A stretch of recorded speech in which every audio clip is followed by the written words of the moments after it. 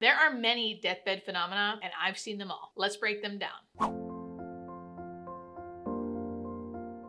I want to be clear, this doesn't happen to everyone, but it does happen enough that I like to educate about it. As an ICU nurse, I will say I did not experience these things. Then coming on to hospice and becoming a hospice nurse, I was educated about it and was told to educate families about it, which originally I felt uncomfortable doing because I hadn't witnessed it myself and it was really hard to believe that these things actually happen. But slowly and surely, as the years went on and I started seeing things more and more, it became apparent that I definitely needed to educate people about it because it happens so often. There are 6 phenomena that happen at the end of life, or at least 6 that we commonly see. The first one is terminal lucidity. You may know this as the rally or the surge. This happens when suddenly someone who looks very ill will suddenly get a burst of energy and look like they're getting better. What is it? We don't know what it is. We do not know why. There are theories as to why. Some people say there's a burst of cortisol and that's why they perk up. Maybe it's hormones. We don't really know why, but there are theories as to why this is happening. It happens very often. About 1 in 3 of all of our patients will have terminal lucidity. A lot of times it's known afterwards, like in hindsight we see it. That's why I think it's really important to educate about it now. So if you are with a loved one who looked like they were going downhill and suddenly are having a really great day, you'll be able to know that maybe this is terminal lucidity and just know to enjoy it. Enjoy it and expect that maybe they will die soon after, because that's the kicker with terminal lucidity. Terminal lucidity looks like someone's going to die very soon, then suddenly they have a burst of energy.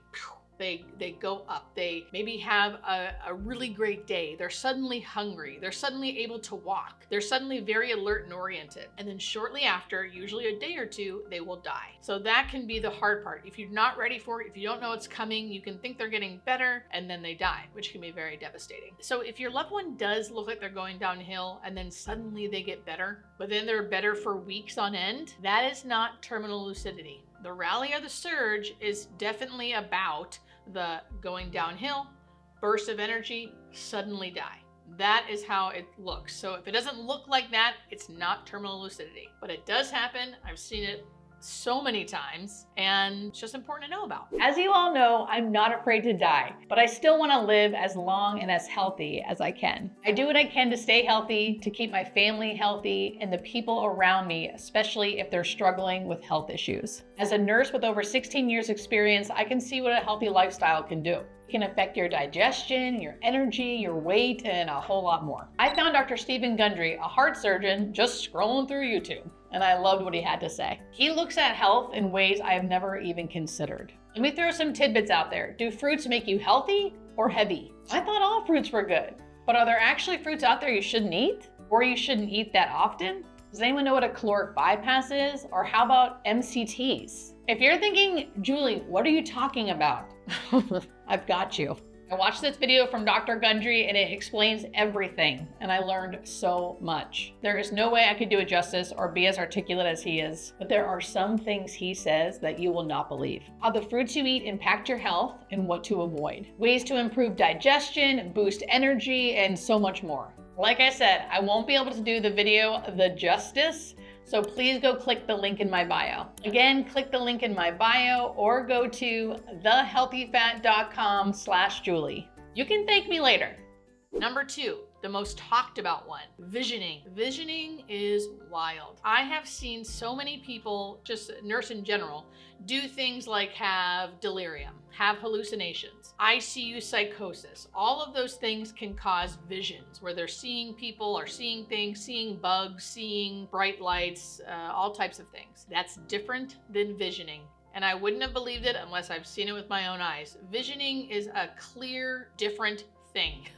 It happens to many people. We don't really know the exact number, but I will say it happens often enough. Like I said, we want to educate about it. Why does it seem so distinct? It seems so distinct because it's always comforting and the person's usually, almost usually, alert and oriented. So people will always say, oh, it's the medication, it's their lack of oxygen, they're just confused. That's the thing. Most people who have visioning are none of those things. And it usually happens a few weeks before death. So it's not always like right before they die. They can be up and having a normal conversation, sitting in a chair, talking to their family, and saying they're seeing their dead father standing in the corner who is smiling and telling him he's coming to get him soon and not to worry. Again, something I wouldn't have believed unless I saw it for myself over and over again on hospice. What do you do if your loved one is visioning? The best thing to do is just go with it. You don't need to think they're hallucinating or be worried that they're getting confused, especially if it's comforting them. Just go with it. You can ask them questions if you want and just know that it's normal. I also would note that this does kind of give you a timeline when they will die. Of course, everyone's different and you never really know, but usually when someone is visioning, they are about a month away from death. Number 3, this is really crazy. People choosing when they're going to die. I have seen some extreme cases of this. People just saying, tonight's when I'm going to die. I know it, I can feel it, and they do. There's also a time when people will wait for everybody to get into town or get into the room, arrive at the house, whatever it is, and then they will die. There's also a time when people will wait until everyone's out of the room and then they will die. Some people will wait until after a big milestone, after a birthday, after a wedding. They really are almost kept alive just because they want to get to that date, and then their body will finally let go. I have seen this over and over again. Of course, like I said in the beginning of this video, not everyone will do this, but it is enough to mention it. I also would say personality comes into play. So someone who's really into friends and family and they're kind of like the matriarch of the family, they are likely going to be the ones that are going to wait until everyone's in the home or in town before they die. If someone who has been very private, very independent, still loving and loves their family, but is someone who's more of a private person, specifically with their body, they may wait until everyone leaves. Or if they're very protective, they don't want people seeing them die, so they'll wait till everyone leaves the room before they die. I've seen this over and over and over again. Number 4 is the death reach. Now, a lot of times some of these all go in together. So sometimes visioning goes along with the death reach. What does this look like? It's when the person's lying in bed and they reach. They reach up in the air. Like there's almost like they're seeing someone or they're reaching for someone, either to hug them or to shake their hand. A lot of times they'll hold their hands up for a long time, like they're seeing something that we're not seeing, and they're reaching for someone that we can't see. The death reach. Nothing to do about it, especially if they look comfortable. Just let their body do its thing and know it's normal. Again, we don't know why it's happening, but we see it often enough to make sure we normalize it for the families so they don't think something's wrong. Number 5 is the death stare. Now, the death stare and the death reach, they go together a lot. And what that usually looks like is someone staring off into the corner of the room or the side of the room, basically for sure looking at something intently. But if you're snapping your finger in front of their face or trying to say their name to kind of snap them out of it, they won't. Until they're ready. Sometimes all of a sudden they'll come back to the room and look at you. Sometimes you'll even say, "What were you looking at?" And they'll tell you. I just had a man the other day say, "Jesus." I said, "What were you looking at?"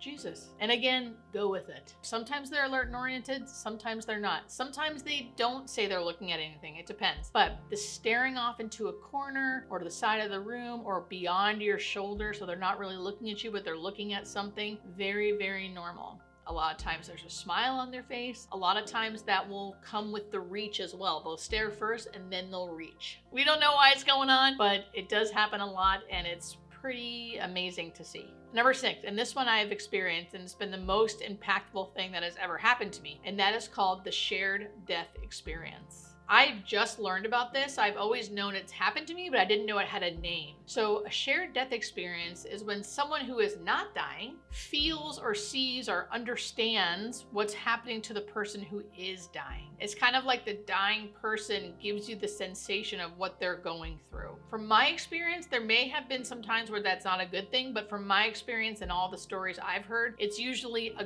good feeling. And from what I experienced, it was a very good feeling. It was like the person was giving me these feelings of freedom and joy and kind of telling me that they were okay, and basically they couldn't believe how amazing it was. Again, at the time I was kind of shell-shocked. I didn't know what was happening, but I've come to find out that that's called a shared death experience. Maybe if you've been in your room and all of a sudden you knew that your grandma died and you call your mom and she says, yes, she just died.